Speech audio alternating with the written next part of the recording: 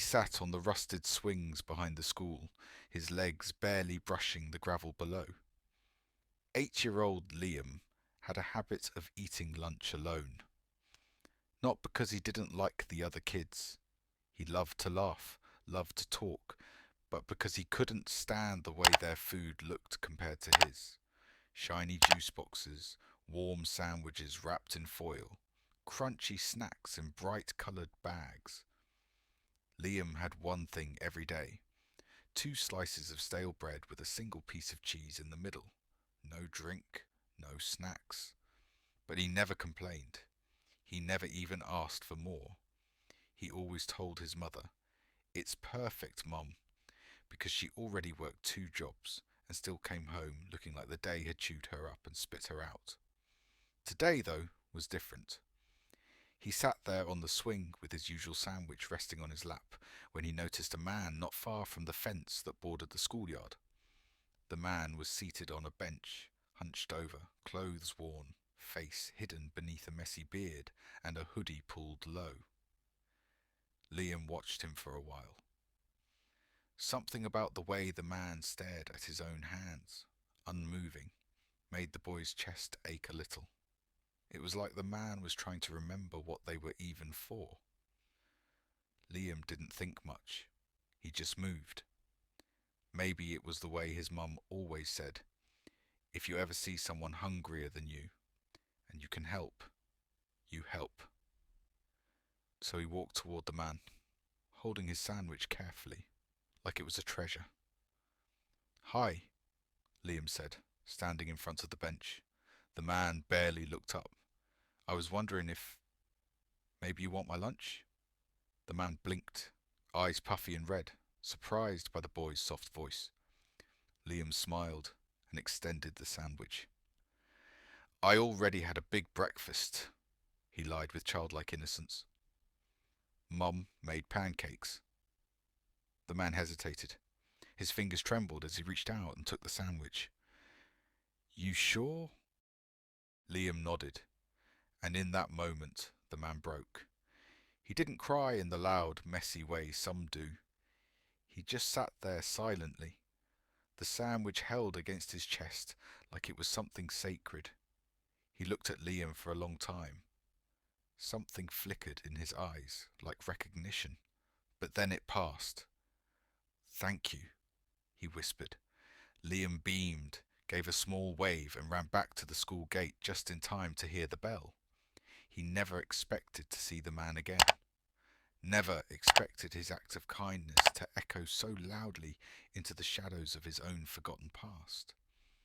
Never imagined that the man he gave his lunch to, the one who stared at his hands like he'd lost the world, was the same man who once cradled Liam's newborn body, whispered promises into his baby-soft ears, and then vanished one night without a trace. But the truth was already unravelling, and it wouldn't stay hidden for long. That night, Liam's mother came home later than usual. Her uniform was splattered with grease, and her shoes squeaked as she kicked them off by the door. She looked worn out, like the sky had rained all over her soul, but when Liam ran to hug her, all of that melted for a moment. She kissed the top of his head and held him a little longer than usual. He didn't tell her about the man. Not because he was hiding it, he just didn't think it mattered. To Liam, it was just kindness, something his mum taught him, like brushing his teeth or saying thank you. But deep down, the memory of the man's eyes, sad, hollow, and a little too familiar, kept poking at something inside him. The next day at lunch, Liam returned to the same swing, sandwich in hand, but the man wasn't there. Not on the second day either. By the third, he'd stopped expecting him. That was until a sleek black car pulled up outside the school fence. A woman in a sharp suit stepped out, scanning the children like she was looking for someone. Her eyes stopped on Liam. "Are you Liam Rodriguez?" she asked, crouching down to his height. Liam blinked. "Yes, ma'am." She handed him an envelope. This is for you, from someone you met the other day. Inside the envelope wasn't money or a letter. It was a drawing, a pencil sketch, rough, shaky, but it was a drawing of Liam sitting on the swing, smiling, handing a sandwich to a bearded man on a bench. It was dated and signed with 2 words. Dad, always. Liam's heart skipped. His fingers clutched the paper like it might vanish. He ran home, heart pounding, eyes wide. He burst into the apartment and shoved the paper into his mother's hands. At first, she didn't say anything, just stared at the drawing, her face slowly draining of colour. Her hand covered her mouth, and tears welled up before Liam could ask a single question. Mum, who is it? He asked, voice shaking. She sat down hard on the edge of the couch, still staring at the sketch. It's your father, she whispered. It's him. Liam couldn't breathe. He'd only ever seen pictures, old photos tucked away in boxes. His mum never talked much about his dad, only that he left when Liam was a baby, too young to understand anything. She said he disappeared when things got hard, got lost in his own pain, and never came back. He used to draw, she said through tears. He used to draw everything, me, you, the future he dreamed of, until it all fell apart. But why was he homeless? Liam asked, sitting beside her. I don't know, she whispered. But I never stopped praying he'd be okay. I just never thought he'd find you before me.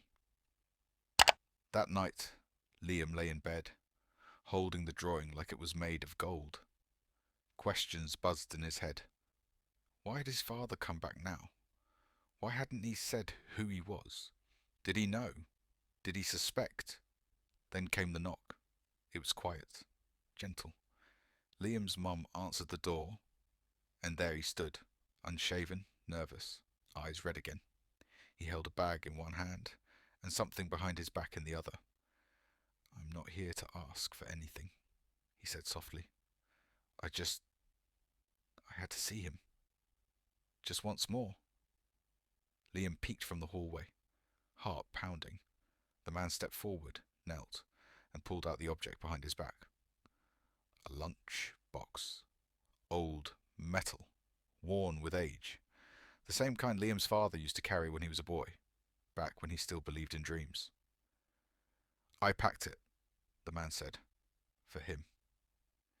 Inside were 2 perfect sandwiches, an apple, a juice box, and a note. Liam took the lunchbox carefully. He opened the note. To the boy who fed a stranger with nothing and gave him back everything. And in that moment, no one said a word. Because love didn't need explanations. It was written in a sandwich, drawn in a sketch, delivered by fate. The weeks that followed unfolded like a dream Liam didn't dare speak too loudly about, in case it shattered. His father, David, didn't move in.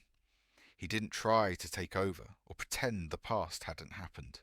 He simply showed up, at the school fence, on the park bench, sometimes just standing across the street, watching from a distance like someone afraid the light might burn him if he got too close. But slowly, Liam began to invite him in. First it was a sandwich, then a walk home, then stories.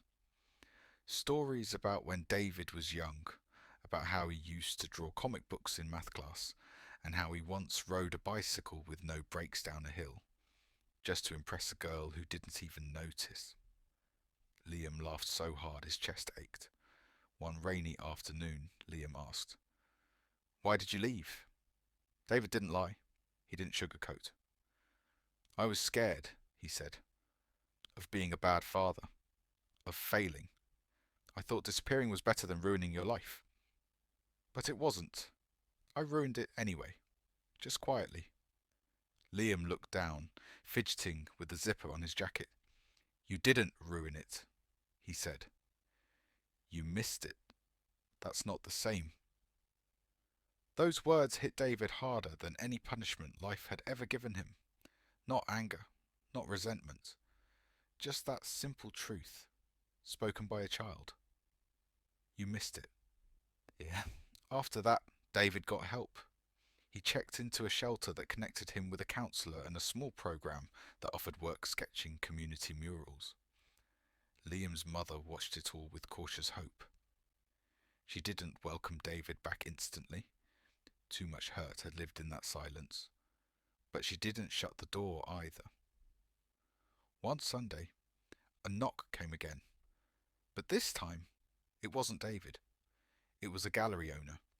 He had found David's street sketches, charcoal scenes of alleys, buses, lost shoes, and one very specific drawing of a boy handing a sandwich to a stranger. "We want to feature him," the man said. "His work, it feels like a second chance." That night, David took Liam and his mom to see the gallery. They stood together in front of that same sketch, the swing set, the sandwich, the silent moment that rewrote everything. People passed by admiring the art, but to Liam, it wasn't just a picture. It was a photograph of fate, a reminder that sometimes the smallest kindness can rip open a forgotten door, and behind that door, someone might be waiting, not to take something, but to give it all back. As they left the gallery, Liam tugged on his father's hand and asked, "You going to keep drawing me?" David smiled. "Forever." And in the soft glow of streetlights, under the hush of passing cars, Liam finally understood what his mother had meant all those years. When she told him kindness always finds its way back. Sometimes it finds you holding a sandwich, and sometimes it brings your father home.